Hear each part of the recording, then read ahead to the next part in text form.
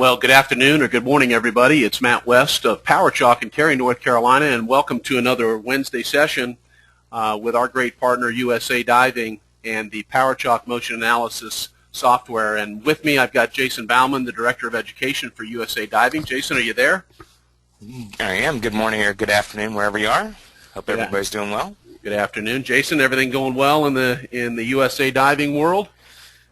Yes, it is. It's been an exciting piece of us following the Junior World Championships over in Australia. Had a very good day today, I guess.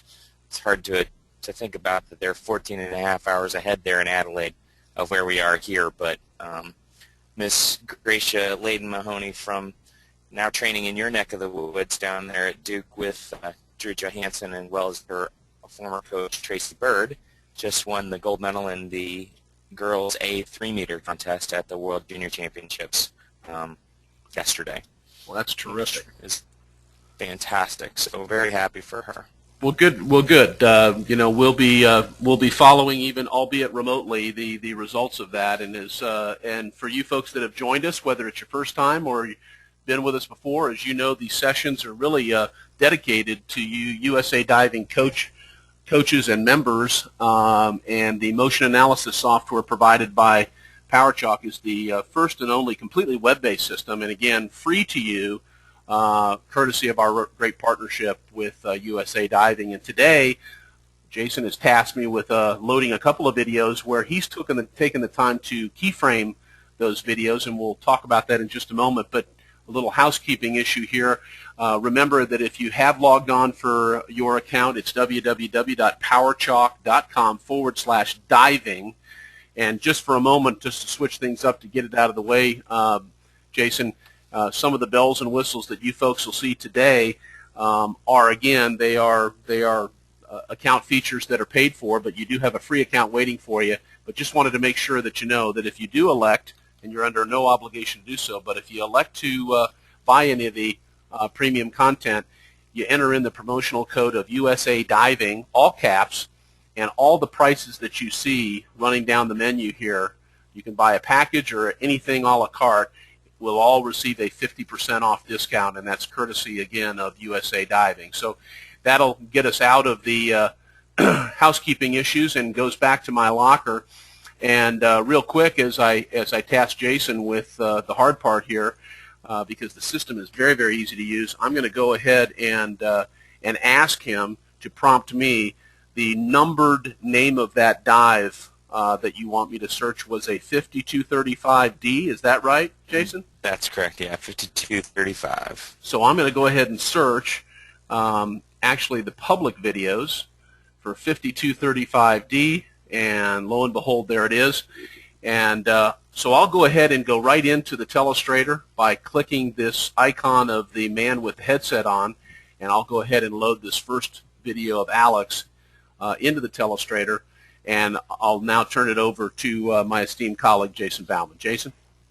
Yeah, not a problem. Well, obviously this is a video of Alex there and submitted by Becky Benson, coach at James Madison University, and I just was kind of looking through some of the videos that have been uploaded and things that were there.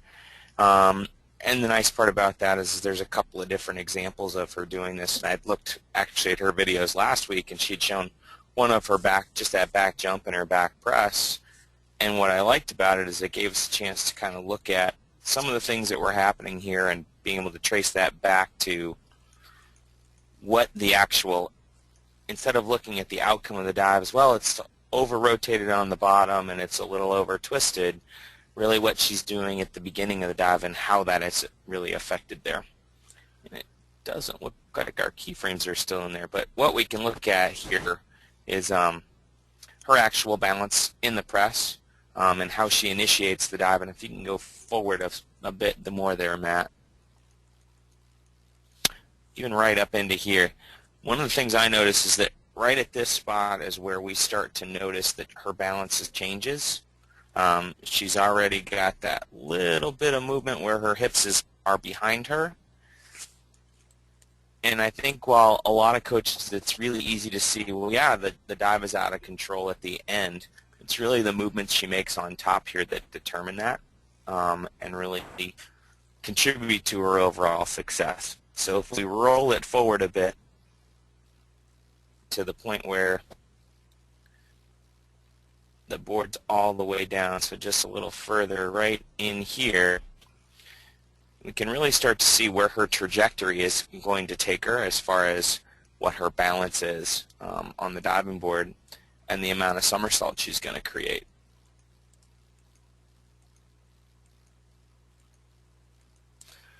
Now, got folks, all the angles in there. And let me show everybody, if you don't mind, Jason, because if I go ahead and click that and take the actual the numbered percentages off, my point in using this, as we've talked about, is really to create a skeleton. So here's your skeleton from that point of reference. Jason, go ahead and take it from there.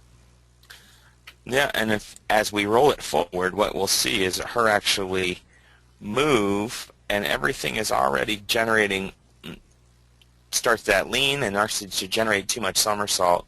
And as she turns into that, the outcome is that she finishes the twist with having generated too much somersault. And while she can probably get away with that doing a back 1.5 twister like that, let's go a little further here. This is going to be where she completes the 2, and we'll go just a little bit further and stop it right in there. Here's the point where she's actually she's stopped her twist. She's already passed completed the full somersault, and the two components that help you to stop the twist is one is obviously the squaring out with the arm, but probably more importantly is the bending at the waist to actually help you stop that. But here, she's already done so much somersault that she can't do that. Now, potentially her lead up for this dive, or the skill that comes before it, is a back somersault with 2.5 twists on 1 meter. If she did this on 1 meter, she would have way too much somersault and be over-rotating even down there. So what's the outcome is that, yes, she's over-rotated on the somersault, and she's had a hard time stopping the twist.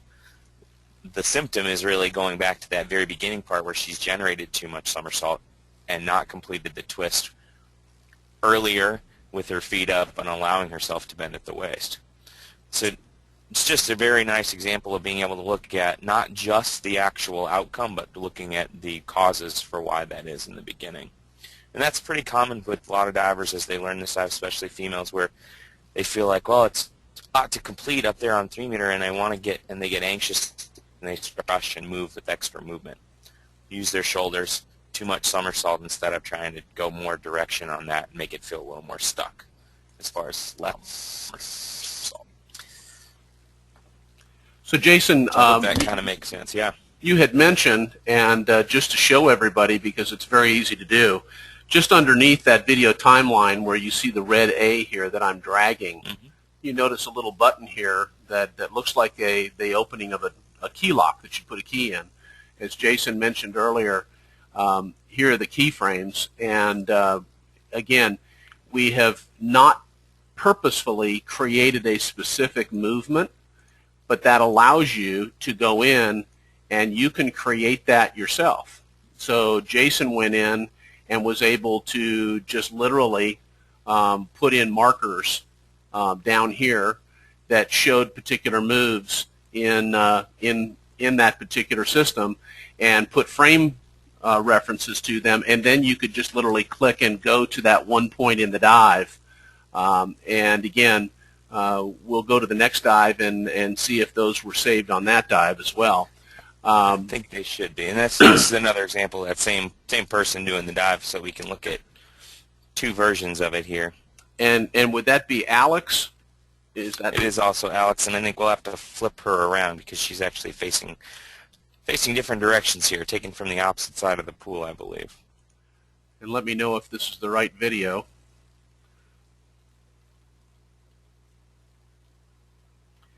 Is that the correct video? That is. Okay. So at this point, it's not showing that it was keyframed, and I'm wondering if it just didn't save, and that may be the problem.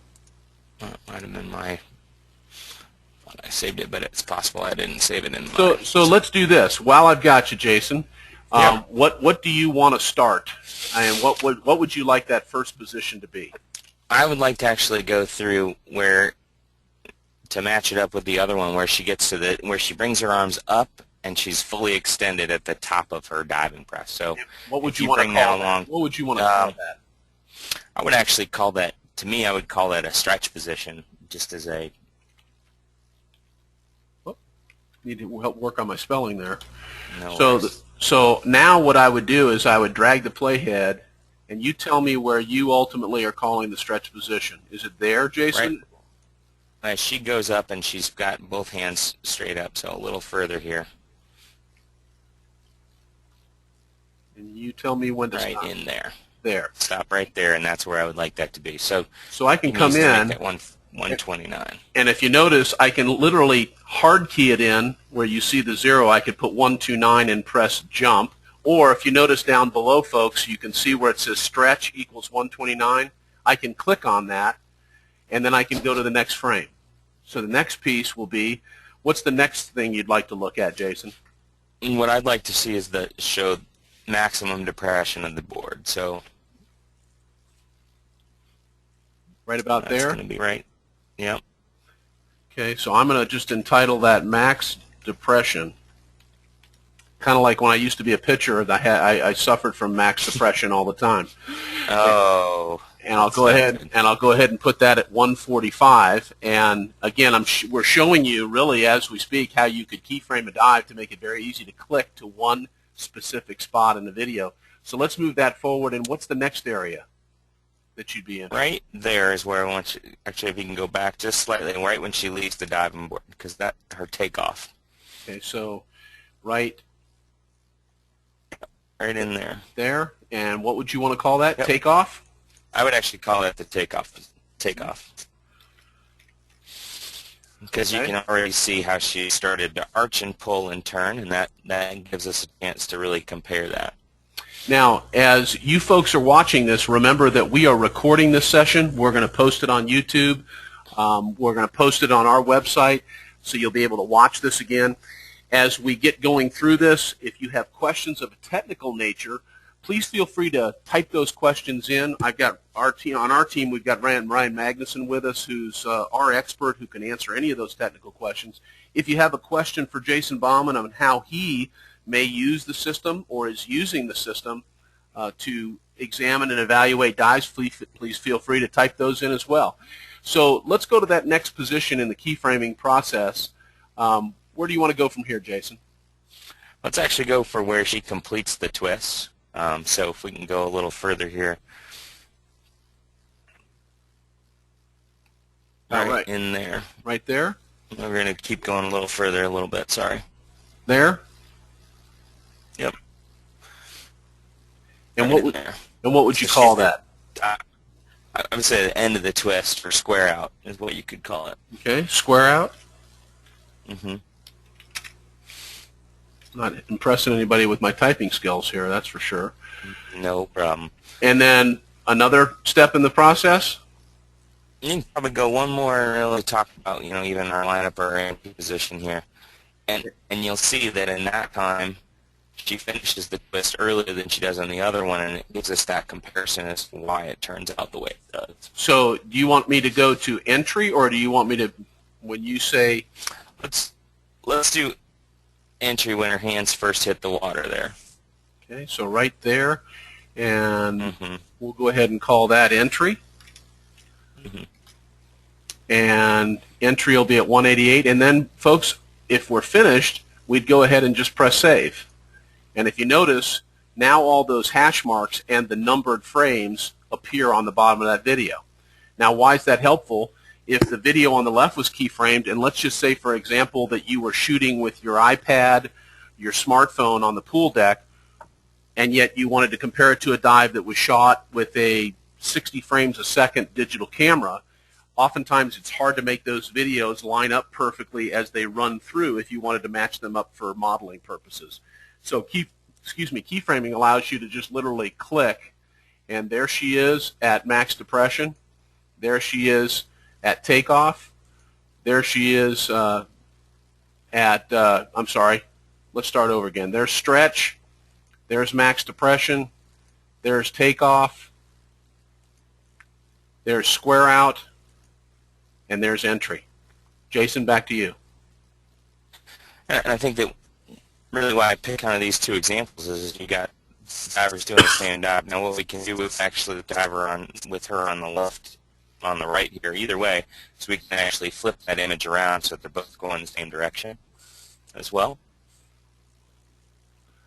And all I did, folks, is right down next to the heart below the video timeline is a stick man, and as if I scroll over him, he will obviously change from, and so we have him switched around so he matches up with the diver on the left, which even though these are the same diver, Jason will attribute these divers as being that the model's on the student or the diver that you're working with is on the left, and maybe the model or the example is on the right. So I'll leave it back to you. Go ahead. Yeah, and again, a lot of times what you'll have is that you'll have the same diver, and you'll be looking at, you know, a good one they did and maybe one that wasn't as successful, and how they may actually, you know, what changed in there, because a lot of times that's what you're looking at is that what did I do this time compared to my trial the next time, and how to make that better. And this gives you that opportunity to really compare to yourself, as, you know, maybe early in the season in October when you're really working on your basic skills, it's going very well, and as you get a little further along and you get away from doing as many of those basic and lead-up and skills there, that it starts to deteriorate a little bit, and you can go back and then have this as a video record to look at, well, when it was going well, here's what you were doing differently, and here's where the changes are. So even though the dive on the left is not keyframed, if you folks notice, what I was able to do is really get them matched up pretty close. So Jason, take it away. Yeah, what I like to see here is that as we go through and look at that takeoff position, they're pretty similar, but the one on the left is a little bit more shoulders in the beginning, and a little quicker getting into the dive board and getting off on that. And I think what you see here is you get both of these people just really being able to look at two different examples and how there's some small changes in there, and her direction and her angle really determine the outcome of the dive at the end. So all I'm doing right here is literally drawing a line down through her head to her feet to compare the amount of that, I guess we'd say the arch in the back. Keep going, Jason. And I think what you would see is that I bet Coach Becky has got her doing some back somersaults with 2.5 twists down on 1 meter and trying to work her into the right takeoff position, that more hollow position to start, but also to finish the twist and this earlier in the somersault so that it allows her that time to square out and at the waist to try and stop it.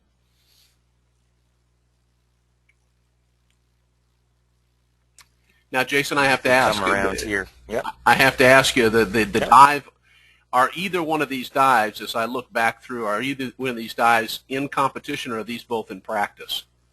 I'm assuming they're both in practice. That's what they appear to be. Yeah. Both have done in practice there.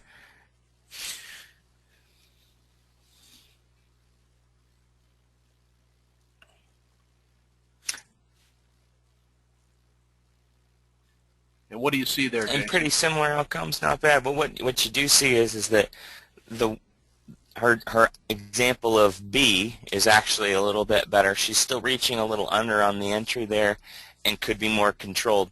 But where she finishes the twist in B is a little earlier in the somersault, allowing her that ability to pike down and really stop it so that it doesn't continue to over-rotate and over-twist as much. If you look at the A as it goes through the water, it's really continuing to twist and get some extra movement on it there at the end. So what you're saying, Jason, for me, the layman, is that coming out of that twist, this hip is still moving, rotating in that direction. Is that correct? Mm-hmm. That is exactly correct.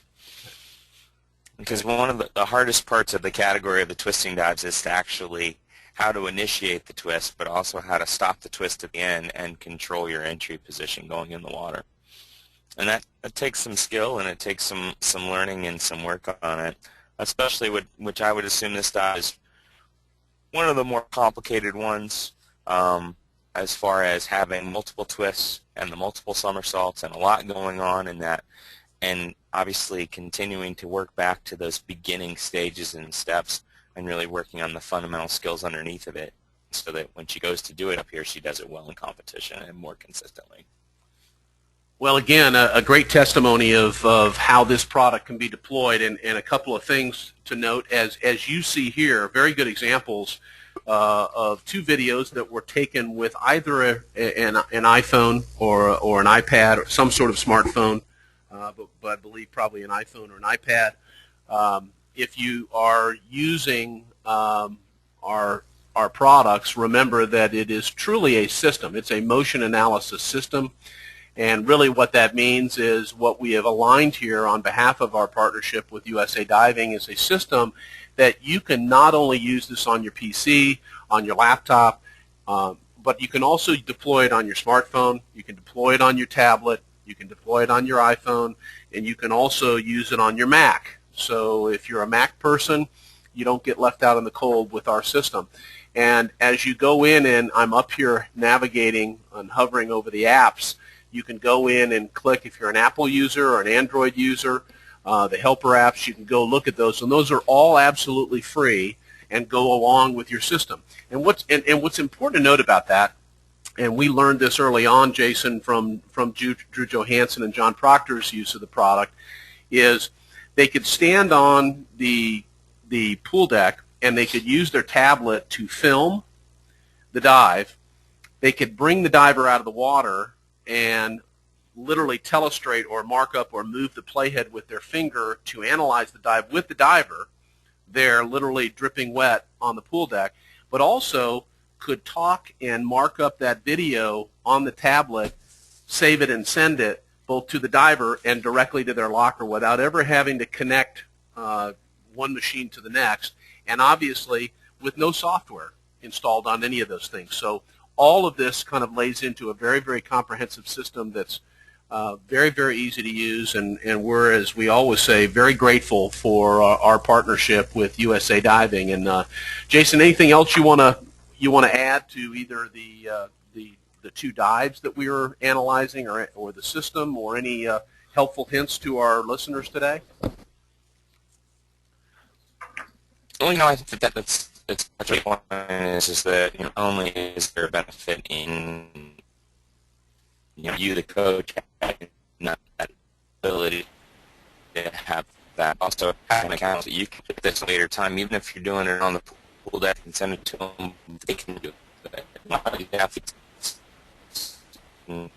During you've got they need that reminder in between, and one of the things was a challenge for me when I was coaching and didn't have the ability to always be able to give people that information right away is that you're trying to explain to them as far as just how do you do that, what does it do, and you do have video that was there and you had the ability to do and show that, but this gives you a chance to have them be able to review it on a step-by-step basis where they don't have to have elaborate software on their computer, but that they can actually go in and do it through their web-based piece and look at it.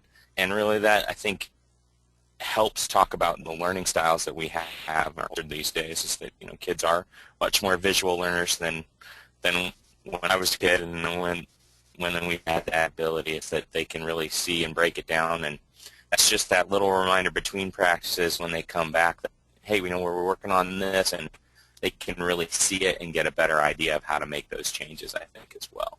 So it's a powerful tool. That is absolutely the case.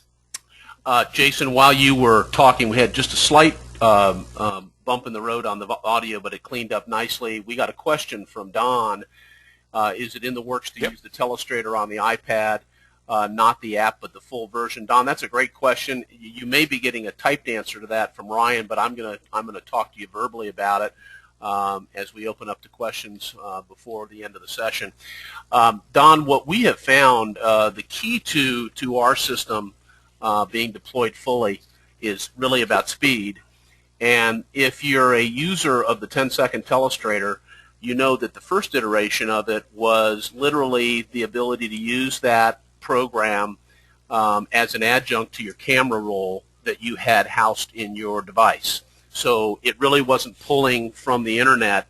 The latest iteration of the 10-second Telestrator would allow you to actually log in and pull videos out of your locker and bring them into the 10-second Telestrator. Now, the plans to put the full-blown Telestrator on your iPad, we're talking about that, but we have been getting really significant and positive feedback about the 10-second Telestrator, and part of it is because the ability for the dive coach and the athlete in real time while they're standing on the pool deck to use a tool that's not clogged up by a bunch of tools, tool belts, prompters, and everything. It's really clean, because obviously the size of an iPad or the size of an Android tablet or even your iPhone, there's limited geography we're dealing with.